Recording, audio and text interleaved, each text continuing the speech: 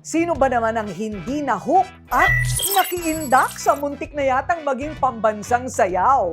Ang budots. Pero alam nyo ba na may isang tao na sadyang tumatata kapag budots move na? Ang pag-uusapan, walang iba kundi ang pride ng Mindanao, si Elias Lintukan o si Elias TV. Luzon, Visayas at Mindanao na ang nakihataw sa dance craze niya na ubod ng saya. Pati nga mga banyaga, abay na humaling na rin lahat sila. Nagkakaisa sa iisang sigaw. Iba talaga ang famous budots ni Elias.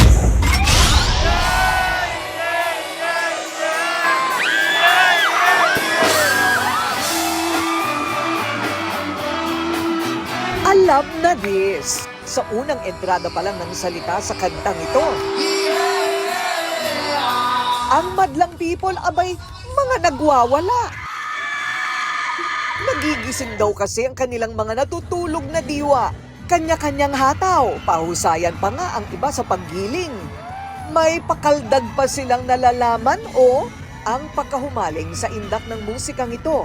Walang pinipiling edad o kasarian dahil lahat laban na laban. Ultimo mga artista, naku, nakikiuso din. Pero syempre, walang hihigit sa orihinal at nagmamay-ari ng kinahuhumalingang signature dance move. Ang promotor at nagpauso, walang iba kundi ang viral Cotabateño na si Elias Lintukan Jr. o si Elias for short, ang kinikilalang bagong gig king ng Mindanao. Bawat gig ng Elias JTV Band, kung saan bokalista ang reggae singer na si Elias, hindi magkamayaw ang dami ng mga fans. Opo, ganito na ka-big time ang kanilang grupo. Sa bawat probinsya sa Luzon, Visayas at Mindanao, sila ang banda na most requested ng masa. Ako si Dabe, saxophonist. Ako si Axel, ang trumpetist. Ako si Kendall, ang second keyboardist. JB, gitarista. Sherwin Bernardo, drummer. Adrian, the bass guitarist. M. Kenji, backup vocalist. Keith Aldrin, I'm a keyboardist. At syempre, kapag ganyang trending at pinag-uusapan, hashtag pang-rated Corina yan. Guess what? Nasa live performance ba nila tayo? Naku, hindi po. Makikijam lang tayo dito sa kilalang-kilala ngayon na Elias JTV Band. Excited na ba kayo? Halika na! Ang Elias JTV Band! O, di ba? Handa na ba kayo sa eksklusibong kwentuhan natin? Kayo, handa na ba kayo? Handa na po! Aba, talaga naman! Ibigay mo sana ang iyong pangako at katuparan ang aming pangharap.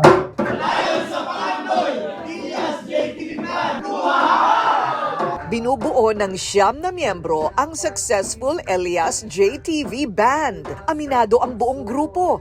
Malaki talagang ambag ni Elias at kanyang talento sa pagsayaw para nakilala ng husto ang kanilang banda. Lucky charm daw talaga nila si Elias. Nagulat ka ba na napupuno mo ang Araneta Coliseum? Nagugulat din kasi hindi ko naman hinangad tong mangyari na ganito kasi akala ko lang doon lang ako sa probinsya palagi. Pero ang swerte na kanilang itinuturing, tila balot naman ng kamalasan ang kwento ni Elias sa kanyang kabataan. Sa likod kasi ng masayahing karakter ni Elias, nakatago pala ang lungkot ng buhay niya noon sa Magpet, North Cotabato.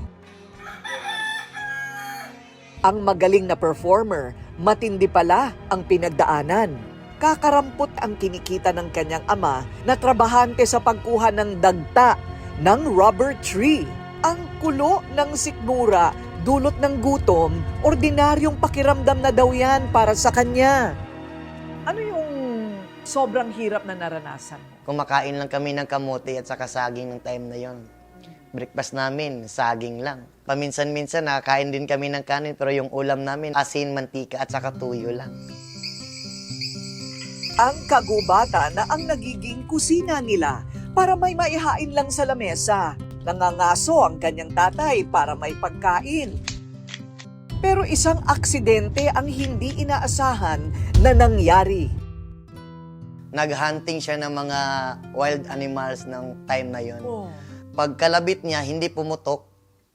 Tiningnan niyo yung butas, biglang pumutok. Tapos na-disgrasya yung mata niya. Wala na siyang Paningin. wala nang paningin, isa na lang. Doon na naibenta na lahat yung mga ari-arian namin, yung mga hayop namin doon sa bukid, yung lupa namin. Sa kabila ng mga pagsubok na ito, naging positibo si Elias. Hindi habang buhay ganito ako. Hindi ka naman yung mareklamong bata. Hindi naman, kasi kasi sabi ko sarili ko, ngayon lang to, sa sunod makaahon din kami sa kahirapan. Dala ng kahirapan, nagdesisyong mangibang bayan ang kanyang mahal na ina para maitaguyod ang naghihingalong pamilya. Nag-abroad si mama, kami na lang naiwan doon sa bahay, kami na lang tatlo. At saka mga ilang buwan din, yung kuya ko kinuha din ng lolo at lola ko sa Zamboanga. Sa pangungulila sa kanyang ina, tinuon ni Elias sa pagsasaka ang kanyang kalungkutan. Ang pamatay inip at pagod ni Elias ay ang pagkanta sa bukid na natutunan niya rin sa kanyang ama. Aminado si Elias, hindi niya daw alam na maganda ang kanyang boses. Paano ka natutong kumanta kung wala namang kuryente sa inyo? Sino yung napapakinggan mong kumakanta? Kasi, nung time na yun, may binili si Papa na radyo nung time na yun. Tapos, timing din yun na time is yung kumanta si April Boys. Tapos, narinig ko ang mga kanta ni April Boy nun. Sabi ko, ang ganda nito Kaya, ang ginawa ko na lang, kumuha ko ng papel at saka lapis. Sinundan ko lahat yung mga lyrics niya. Anong Sinulat kanta niya ko. naalala mo? Yung kanta na, di kita ma-reach, di kita makaya, ano pa ba kaya ang gagawin ko? Papi ang mapon, langon no? Sa mga kaibigan, nakakuha si Elias ng lakas ng loob at suporta. Buyo kasi ng kanyang mga kababata, dapat raw siyang mag-vlog para kumita ng pera. Trip lang yun 12 in the midnight na yun, sabi ng kasamahan ko, sabi niya, pre, magaling ka kumanta, pwede kang mag-vlog. Sabi ko naman na ayaw kong makita yung mukha ko sa social media kasi mahihain ako Sabi nila, hindi ganun, para magkapera ka naman. Mayong adlaw na po dede sa inyo ang tanan, no? Ang mahiyaing probinsyano, nilakasan ng loob at sinimulang gumawa ng mga video online. Ano ang unang-una mong hit? Cover ko lang din yun Yung kay Blackjack talaga yung una talaga. Yung modelong Charing. Oo. Bago ko yun kinanta, pumunta muna ako sa computeran, nag-search ako doon. Tapos nakita ko si Blackjack, pinakinggan ko yung kanta niya, tapos yung galaw niya. Sample mo naman, no? Ako ay isang model. Ganon. Okay. Doon sa ermita. Oh. Gabi-gabi sa disco. Ganon. yun ganon. Tapos may nag-video kasi sa akin nung time na yun. Tapos kinabukasan nag-post siya, nag-viral. Tapos doon nagsimula ang karir ko. Sinong mag-aakala na magiging patok ang kanyang mga paandar? Ang pagkakwela at husay, magbading-badingan, abay kinagat ng masa. Dahil sa mataas na views at dumaraming followers, nainganyo palalo si Elias na gumawa ng mas marami pang content. Bawat galaw ina-upload niya online. Nariyan ang buhay niya sa bukid, pagkanta sa ibabaw ng kalabaw, habang nagsasaka at kung ano-ano pa. Yun nga lang, naubos daw lahat ng pwede niyang i-video sa bukid, kaya nahirapan siyang mag-isip. Gumawa ako ng isang video, yung anong tawag no, yung nung 0.5 na pag ganon, parang nagbabaklaan. Ulit. Parang ganon. Tapos lang kan. Ganon. Tapos pag-upload ko nun, biglang nag-viral din naman. Hanggang nagdesisyon siyang bumuo ng sayaw na pwedeng mag-click. Ang inspirasyon niya ang mismong trabaho sa pagkuha ng dagta sa rubber tree.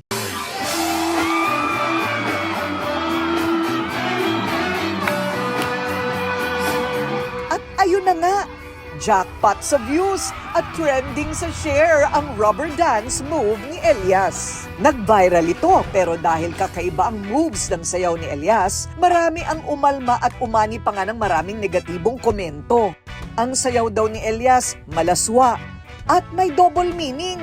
Para maliwanagan ng lahat, pinakita sa amin ni Elias ang step-by-step ng kanyang signature dance at bawat galaw mayroon palang kahulugan. Mag-cut ka ng rubber, hawakan muna yung puno. Tapos pag ganon. Tapos, parang hiwain mo siya na Tapos, nilagyan ko lang siya ng sayo na pag ganon. Ganon. Ganon. Okay. Parang ganon lang. Pwede din naman lang kitang turuan kung gusto mo. Parang hindi ko yata matutuwa yan. Parang Saglit lang naman, parang kahit kulang 5 ako seconds lang. Ganon, mag-ganon ka lang. Ha? Ayoko! Ayoko talaga. Huwag niyo akong pilitin. Baka gawin ko. Ang dating trip-trip lang at kantyawan nilang magkakaibigan, naging daan para siya'y makilala at mapabilang pa sa isang banda. Maraming babae ang nabuhayan ng loob at naging instant admirer ni Elias. Answered prayer ang nangyari. Naging certified online sensation ang Prom D at napabilang pa sa most promising vlogger ng Mindanao. Pag-post ko nun, ang mga comment kasi, halos mga babae nag-comment nun. Oo. Sayang naman yung sampal mo, dapat sana dito na lang sa aming ganon. Sa puwet namin. Sinasapit, ganon. Tapos, nag-open ako ng TikTok ko. Lahat ng in-scroll ko, lahat mukha ko. Sabi ko, ano bang nangyayari dito sa TikTok? Hanggang sa umabot ng 1 million followers, hanggang sa naging tuloy-tuloy na. Hanggang ngayon, naging 8.5 million followers na ngayon. Wow! Yabang mo! Nakakainis ka, talaga ba? Lahat napapansin na kay Elias. Nariyang may agimat daw ba siyang taglay na sadyang kinaiinggitan ng mga lalaki? Paano ba naman kasi lahat ng mga babae gusto siyang makasayaw pag siya'y nasa entablado? Ano daw bang meron sa bandana o pugong ni Elias? Bakit daw ito dagdag pogi points? Ito yung shawl. Ayan. Ito. Kasi, nag-search ako sa sa Google, sa YouTube, sa Facebook, kahit saan-saan. Lahat ng mga artist nag-search ako, walang nakasuot nito eh. Tapos sabi ko, siguro pwede kong gawin tong maging akin. Sabi ko, ginawan ko lang kung paano siya isuot, kung paano siya itali. Hanggang sa nag-show na ako, ito talaga yung suot-suot ko. Pero marami din naman to. Pinagdidiskitahan rin ng marami ang kwintas na native ni Elias. Ito raw ba ang nagbibigay ng malakas na karisma? Kaya ang kanyang mga fans nahuhumaling. Itong kwintas naman, sabi ng iba, agimat ko raw to. Pero sa totoo lang, hindi. Bigay to ng lola ko na bago siya pumanaw, 108 yung edad niya. Sa kanyang pagsikat, kaliwat ka ng mga babae na ang nalilink sa kanya. Sila yung mga hopya na umaasang masosolo pa si Elias. Pero pasensya na mga girls, dahil itong si Elias ay meron na palang misis. Maaga ka nag-asawa, 20 years old po. Sa dami ng mga babae na talagang hinahampas na nila yung sarili nila sa'yo, kiss ng kiss, ganyan, yung mga message na ganyan, hindi nagseselos? Nung una, nagsiselos din naman. Nagagalit din naman. So, Ba't nag-aaway ka kayo? nagpapahalik dyan? Ganon. Oh. Ba't mo niyakap yun? Ba't mo hinalikan? Ganon. Sabi ko naman, Yung mayakap ka rin? kasi niyayakap din ako. Oo. Mahirap din naman. Ganon. Ganon na lang. Oh. Oo. Tapos, humahalik ka din? Hindi. Sila yung humalik. Minsan lang, binibigyan ko na lang ng, sige nga. Alam mo? Pero mayroong chismis. Ano nga ba ang totoong pagkatao ni Elias? May revelasyon din tayong dapat malaman mula sa kanyang misis. May napundar na rin ba si Elias sa kanyang tinatamasang tagumpay? Ano ang bago sa kanilang grupo? Hindi pa po tapos ang masayang kwentuhan namin ni Elias JTV and ang kanyang mga kabanda. Huwag bibitiw dahil ang mga kasagutan malalaman na sa pagbabalik ng Rated Corina.